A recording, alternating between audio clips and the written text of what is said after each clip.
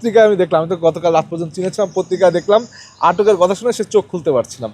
এখন আমার মনে হয় যে তিনি তো চোখ খুলতে পারছে না, হয়তো বা একটি কৌশল, কিন্তু তার থেকে বড় কৌশল এই জামাত শিবির নিয়েছে।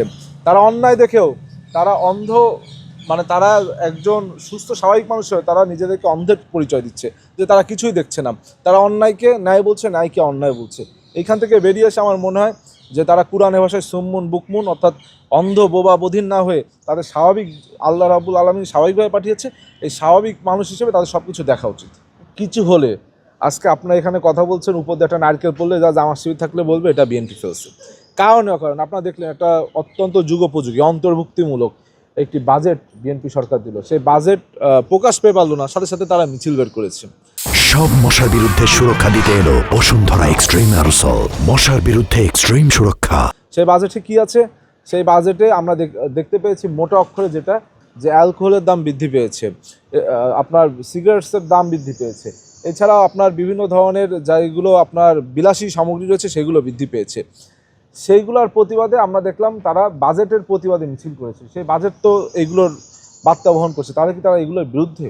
এবং আমার কথা হচ্ছে, একটি বাজেট হলো, এখানে যদি আমরা কথায় কথায় কারণে অকারণে প্রতিবাদ করি, কোনো যুক্তি ধারে কাছে না যায়, সেক্ষেত্রে তো বাংলাদেশ পিছিয়ে যাবে।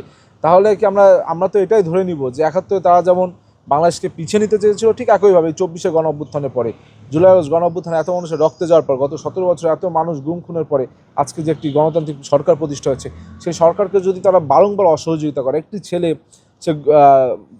সে একটি প্রেম ঘটিত কারণে নিজেকে আত্মগোপন করেছিল, ধর্ষণ ঘটিত কারণ, প্রেম ঘটিত কারণে, কিন্তু পরবর্তীতে দেখা গেল বললো যে এটা নাকি বিএনপি সরকার গুম করেছে। অর্থাৎ এই যে মিস মেসেজ, মিস ইন্টারপ্রেশন, এমনকি জামাতের আমির নিজের ফেসবুক মিডিয়ায় কিন্তু এগুলো প্রকাশ করেছে যে গুম করা হয়েছে তাকে। অর্থাৎ গুম কিন্তু খুব কঠিন ব্যাপার, গত ১৭ বছর যাদের গুম করা হয়েছে তাদের পরিবার জানে গুম কী জিনিস।